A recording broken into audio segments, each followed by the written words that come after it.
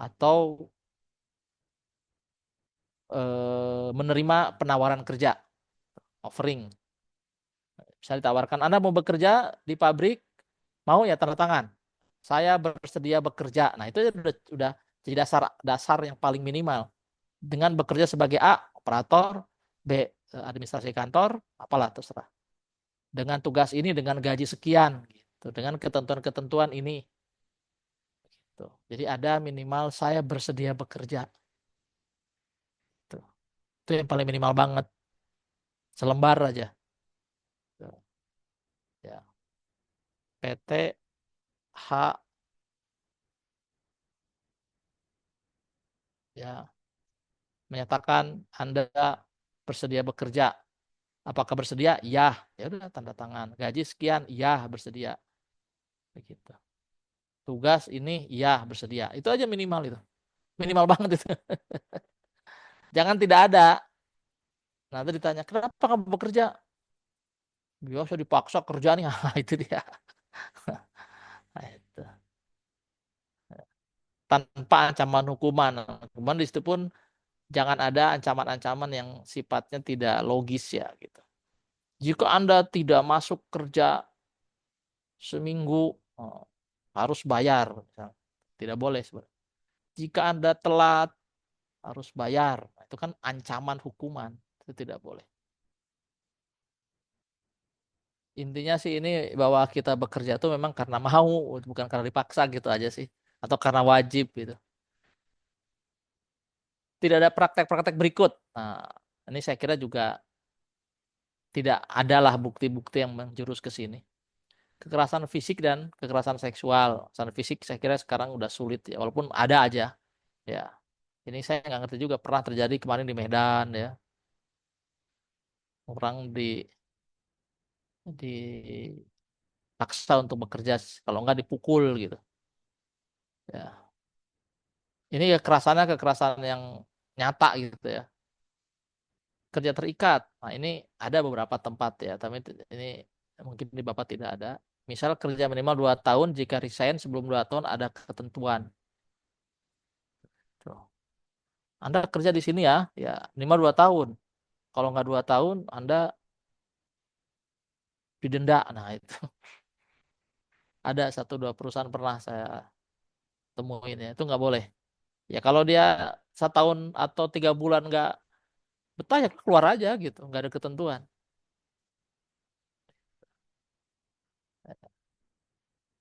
Pemotongan upah, pembayaran biaya pekerjaan atau pembayaran uang jaminan untuk memulai pekerjaan. Nah, ini memang kadang-kadang dilematis. Ya, ada sih juga kalau Anda kerja di sini, saya kan memasukkan Anda. Nah, itu kalau itu jatuhnya korupsi ya. Saya minta 10%. Itu namanya pemotongan upah. Ya mohon maaf ini orang-orang HRD yang nakal ya. Atau calo-calo gitu. Pembayaran uang jaminan ada juga sih, tapi ya seharusnya sih clear ya ini. Harusnya jaminannya apa sebenarnya kan tidak ya orang bekerja bekerja aja gitu ya. Ya kecuali dia nanti satu saat melakukan kriminal ya ditindak kriminal juga kan gitu. Jadi mencuri misalnya gitu kan ya.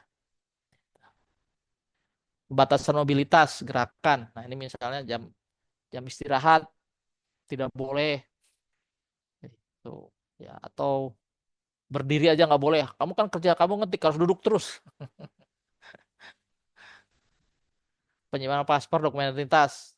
Ini hampir sama seperti kerja terikat ya. Misalnya Pak Karel kerja di situ, ijazah asli Pak Karel ditahan. Aslinya diberikan nanti setelah 2 tahun. Nah, itu nggak boleh. Ancaman pengaduan kepada pihak berwenang. Nah, ini belum apa-apa sudah hal-hal yang sifatnya saran, ide, atau kritik itu selalu dikait-kaitan dengan ancaman. Kamu nih rewel, kamu nih banyak, ya, terus saya laporin ya ke bos, laporin ke polisi.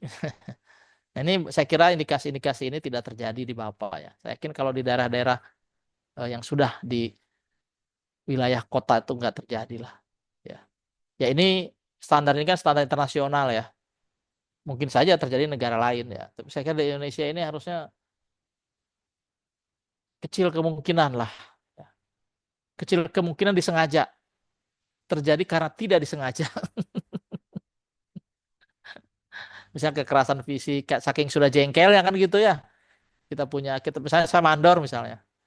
Ini susah operator nih, suruh beresin nggak beres-beres gitu ya. Udah 4 kali 5 kali dikasih tahu nggak nakal juga gitu. Udah kesel kan, udah emosi tuh. Nggak sengaja dicubit.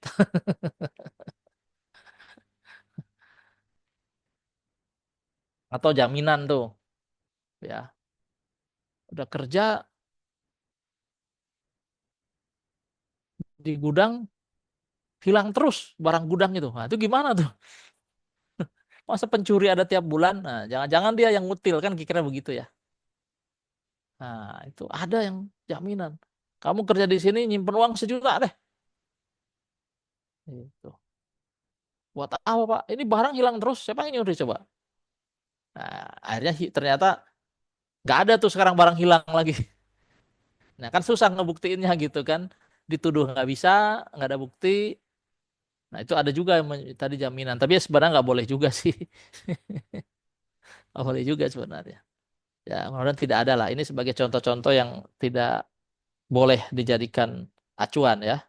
Begitu.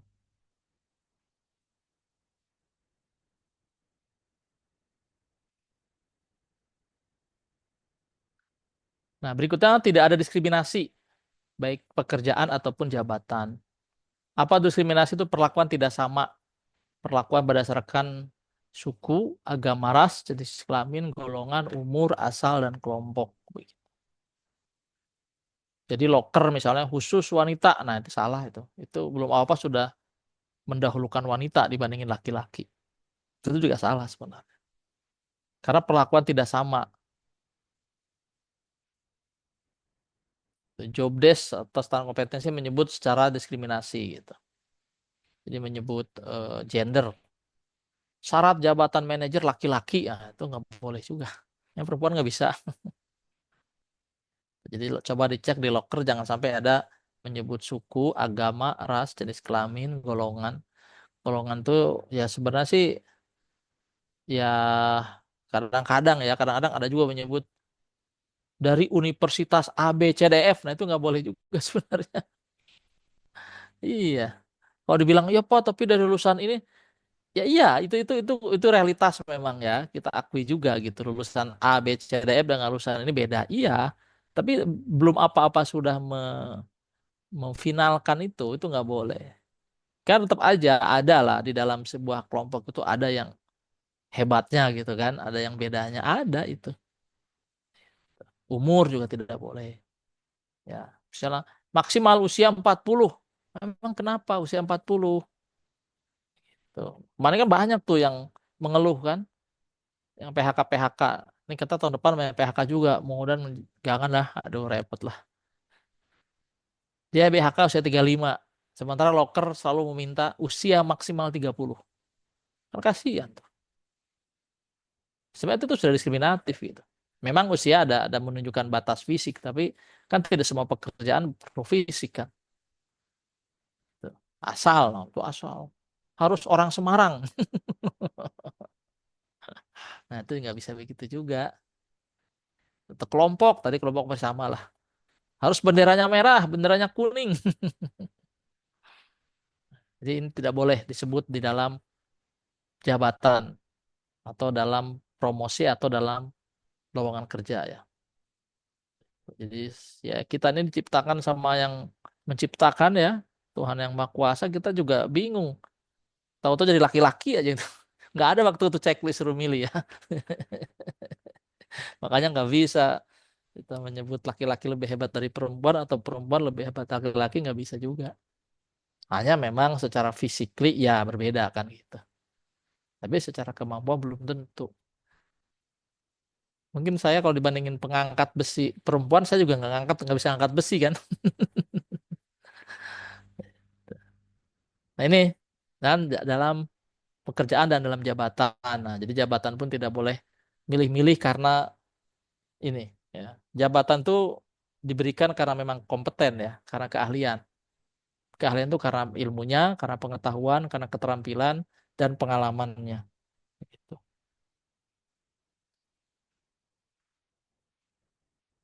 Dan saya kira di Bapak ini tidak ada. Dan ini dibuktikan dengan apa? Nanti dibuktikan dengan lowongan kerja, dibuktikan dengan standar kompetensi. Tidak ada menyebut-nyebut ini, ya. Berikutnya kebebasan berserikat. Nah, jadi tidak ada larangan berserikat, tidak mengarahkan berserikat, larangan berserikat. Jadi kalau ada larangan itu berarti salah. Jadi organisasi menghormati kebebasan berserikat. Pekerja dapat mendirikan atau bergabung dengan yang mereka pilih. Organisasi atau perusahaan ya membebaskan serikat untuk menyusun aturan mereka sendiri. Gitu. Jadi kalau ada dua serikat di satu perusahaan gimana? Boleh, boleh aja, silahkan aja. Selama tidak ribut kan gitu. Nah kalau ribut barulah boleh perusahaan menengahi. Menengah itu pengertiannya kalau ribut jangan di jam kerja, ribut di luar jam kerja gitu kira-kira lah. Atau kalau mau ribut jangan di kantor kan gitu ya. Misalnya ada suara pekerja nih beda pendapat, bukannya kerja malah ribut. Nah itu boleh perusahaan bertindak kan. Ini jam kerja, bukan jam ribut. Tapi tidak boleh perusahaan mengarahkan. Itu karena misalnya direkturnya, bosnya itu suka dengan serikat yang warna kuning, semua harus ikut serikat kuning. Oh, nggak bisa begitu, tidak boleh. Ya, intinya tidak ada larangan dan tidak mengarahkan. Ini bisa dibuktikan ya dengan adanya peraturan. Misalnya di peraturan perusahaan disebutkan aja atau adanya pengakuan dari serikat pekerjanya sendiri ya bahwa perusahaan tidak pernah mengarah-arahkan. Terus Pak tidak ada serikat pekerja, ya tidak apa-apa juga. Itu. Jadi kalau tidak serikat juga tidak apa-apa. Karena artinya karena serikat pekerja itu bukan diatur oleh perusahaan.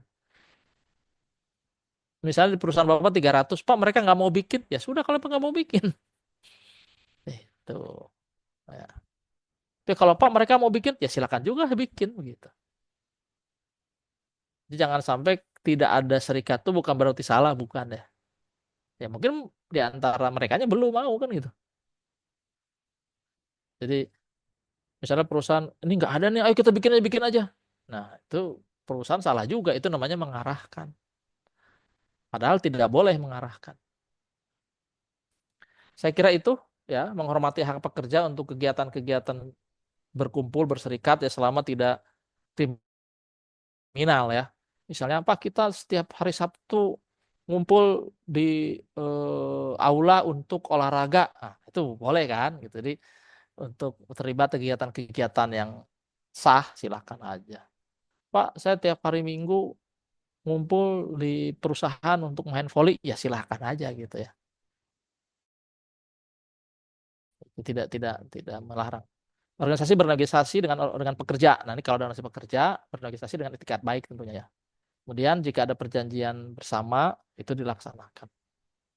Kalau di perusahaan seperti Bapak sudah ada PKB Pak ya, perjanjian kerja bersama sudah ada pasti ya. Aman, Pak. Ya, udah 300 kemudian di Gresik kalian lihat lokasinya pun di pinggir jalan besar, istilahnya nggak akan tidak terlihat oleh disnaker. Iya. Kalau udah terlihat tuh yang tidak mau bikin gitu. Ya, bikin juga normal-normal aja, tidak ada hal-hal yang menurut saya sih ya selama komunikasinya jalan sih nggak ada hal lah kayak ya yang namanya karyawan di mana-mana pengennya kerja gaji gede, nggak ada yang pengen gaji kecil, itu normal di mana-mana ya. Tapi kan Betul, perusahaan Pak. juga punya hutang, nah ya, bayar hutang gimana? Rata-rata perusahaan punya hutang lah, saya yakin 90% perusahaan itu punya hutang kali ya, atau 80% lah gitu. Nah itu kadang-kadang kan karyawan nggak paham, bukan nggak paham maksudnya tidak semuanya bisa memaklumi gitu ya. Ya ada karyawan juga kadang-kadang ya kerjanya kurang rajin gitu kan. Tuh ya, direktur, bos atau manajer pun kan juga pengen karyawan rajin. Ketemu itu yang susah ketemunya tuh. Iya. Padahal pokoknya rajin pangkal kaya katanya begitu ya. Ya itulah Nah, dari eh, persyaratan 71 sampai 75 inilah yang menurut saya sih normalnya sih di Indonesia 80% sudah terpenuhi lah. Ya 20% itu perusahaan-perusahaan yang mungkin eh, ya masih masih sedikit karyawannya gitu ya atau masih belum yakin gitu. Tapi kalau kayak PT yang kayak Bapak ini pasti ini aman-aman aja lah ya. Aman. Oke, itu pasal 7. Kalau ada yang bertanyakan silahkan kita masuk ke pasal 8.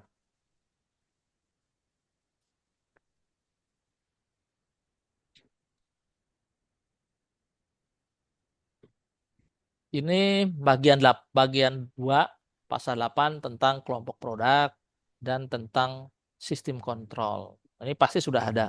Harus menetapkan kelompok produk. Kelompok produk adalah produk yang diproduksi dan dijual. Nah, daftar listnya, daftar, kok daftar listnya, daftar atau list bisa berupa tabel. Nah, ini mengacu kepada standar 40004. Nah, kalau sudah pernah punya ya silahkan dibuka. Jadi nanti kurang lebih membuat seperti ini nih. Jadi ini pasal terkait dengan pasal 8, 2, dan 6. Bahan bakunya apa? Kayu bulat. Nah, yang ini yang Mbak ini cocok nih. Ini nanti ada istilah W1, W11. Klaimnya apa? 100%. Jenis kayunya ini pinus, sorea, jati. Ya, nanti disebut insiabi juga ya. Produknya apa? Furniture. Nah, ini kategori produk mutu FSC ada level 1, level 2, level 3. Ini ada W13, W12 ini kali ya. W12 ini harusnya W12 atau ini W13. Ini secara ketik seharusnya sama-sama depannya sama sih harusnya ya. Nanti kita cek. Mungkin ada yang salah ketik ini. Mana N? Ya. Nah, ini nanti klaim akhirnya 100%. Nah, nanti disebut dengan control system. Nah, ini standar 40004. Bapak udah pernah punya nggak? Ini tinggal nanti Ada Pak. tinggal dilihat. Nah, di situ eh, akan ada kode-kode ya terkait dengan kelompok produknya ya. Nah, di situ misalnya log W1 ya. Kemudian nanti itu eh, furniture, ada indoor, ada outdoor. Tinggal dicek di situ ya. Nah, jadi ini istilah ini mengikuti istilah FSC.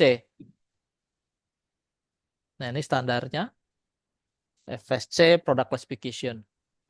Nah, di sini kalau bahan baku kayu, ya semua kayu maksudnya bahan baku kayu bulat, sebut ini robot. Nah, logs lah atau kayu bulat logs level satunya. Nah, nanti dimasukkan di yang tadi tabel tadi ya. Tuh. Mana tadi ya. Nih, masukkan ke tabel W1. Sebentar ini kok displaynya. Nah, ini kan masukkan ke sini. Ini harusnya tidak di sini. Sebentar. Di close kali ya ini. Nah, tadi yang ini W11 kan. Nah, produknya tadi kan furniture outdoor ya, W13. Nah, harusnya outdoor W13. Nah, ini. Tadi dia harusnya W13. Dia kalau table, nah, W13 berapa? Oh, harusnya kalau nah ini W13 11 Hmm. ya garden furniture harusnya. Tadi kayaknya salah ketik. Kalau ini furniture meja outdoor yang harusnya W13 ini. W13. Itu ini harusnya W13 juga. Tapi levelnya juga nih salah nih. Ini outdoor. Nah, ini 13.1 garden furniture, 13.12. Oh, kayaknya dia harusnya dia ke indoor kali ya sebentar. Indoor sendiri B12 ini 12. Oh ya, harusnya ini. Berarti indoor harusnya. 12,3 ya. Nah, ini salah ketik. Ini berarti 12. Tadi 12,3 kan? Iya. 12,3. Nah, salah ketik. Nah, ini 12,3. Level 3-nya. Level 2-nya. Level 2. Ini level 2 aja langsung nih. Level 2. 13. Ini berarti posisinya salah, Pak. Ini dikoreksi. Harus cari level 2. Itu. Ini kalau furniture ya. Nah, kalau nanti Bapak decking, nah dicari di sini ya. Decking di sini. Ini decking itu biasanya masuk ke dalam yang namanya engineering, biasanya disebut, Iya. atau construction ya. Ini engineering. Nah, kalau ini finger joint engineering W9. Ini W91. Satu ya. Tuh. Kalau nanti eh decking mungkin masuk ke construction. Ini flooring masuk construction. Ya, begitu. Nah, tinggal milih di sini saja ya. Iya.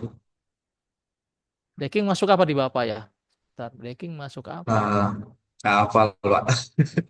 Ya, nanti Bapak cek di prosedur Bapak Ada. Udah ada Pak. ada kan?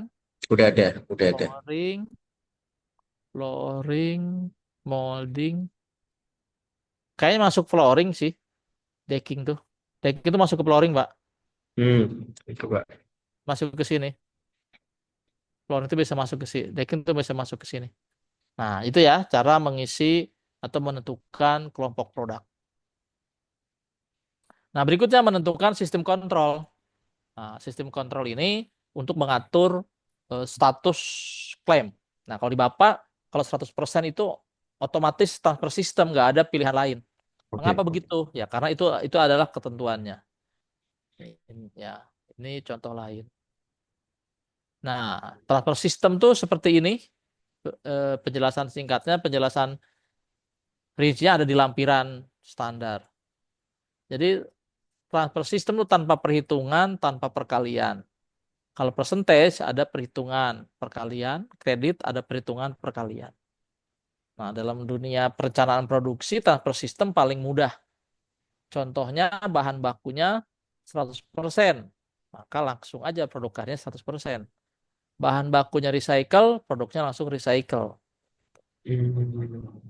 Kalau bahan bakunya 100%, ditambah bahan baku kedua mix, maka dia jadi mix.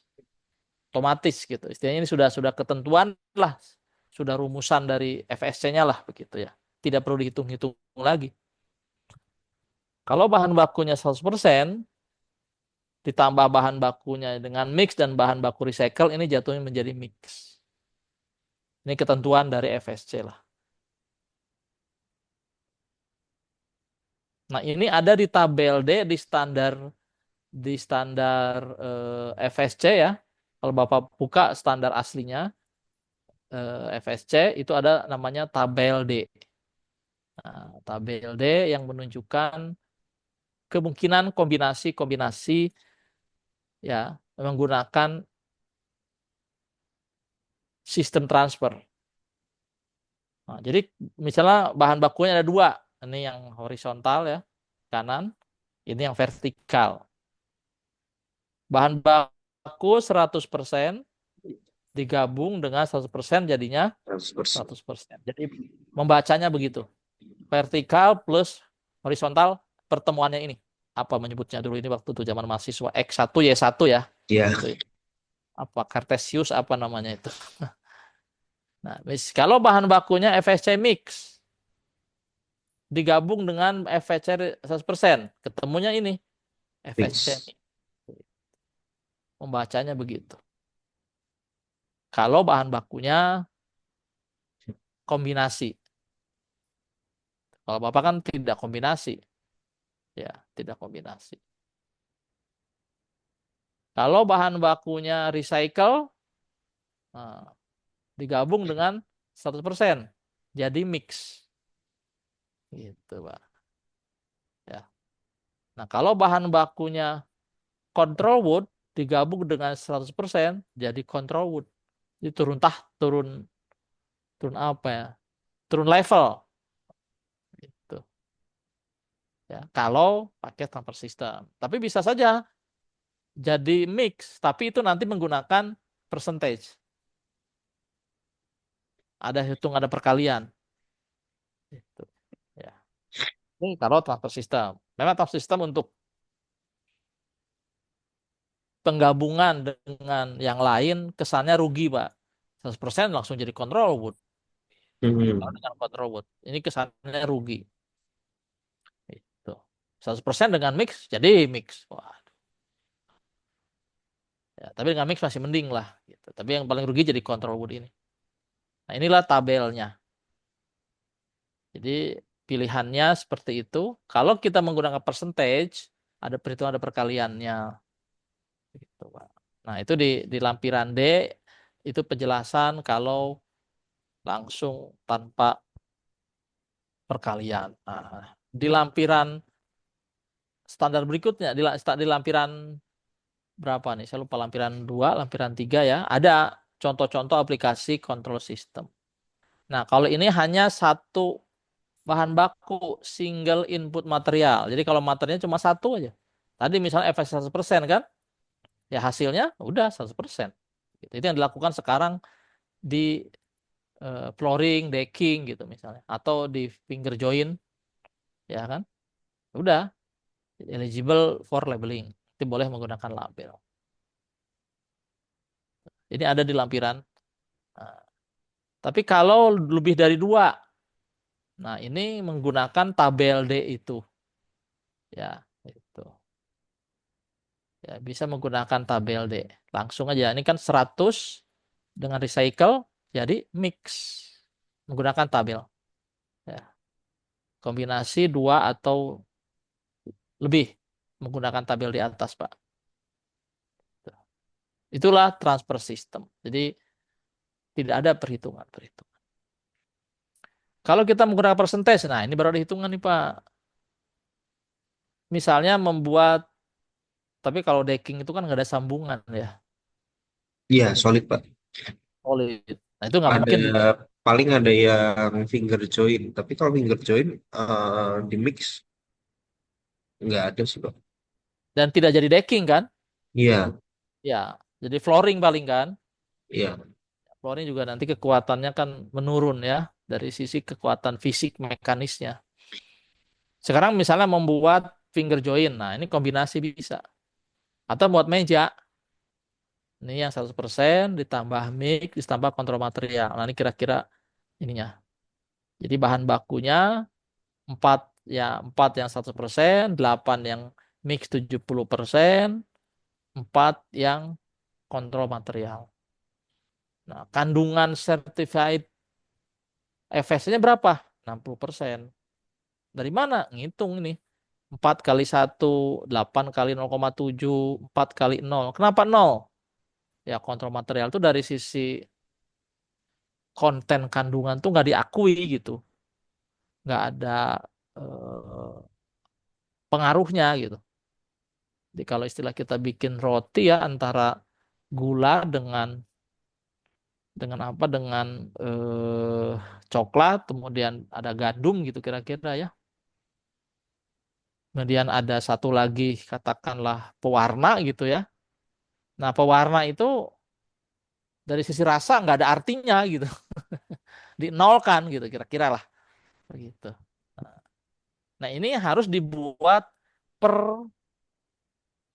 jenis atau komposisi produk dan dibuat per job order hitungan ini. Karena kan job order beda-beda kan totalitasnya.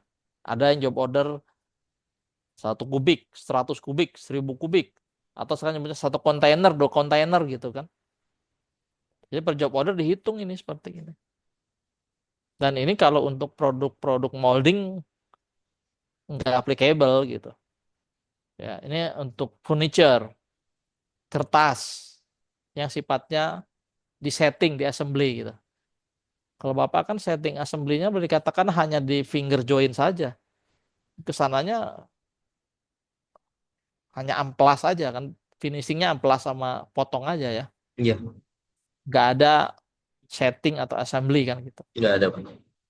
Nah, ini tidak applicable, Pak. Makanya Bapak tidak menggunakan ini kan. Ya, nggak ada pakai itu. Apa. Nah, terakhir di kredit. Nah, kredit sama ada perhitungannya, hanya yang lebih sulit lagi namanya kredit itu harus ada jaminan.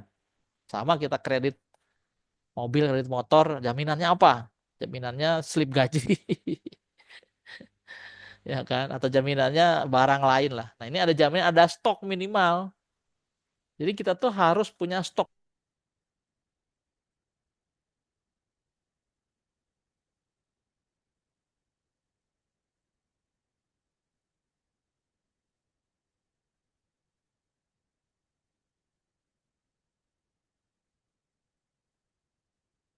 Halo?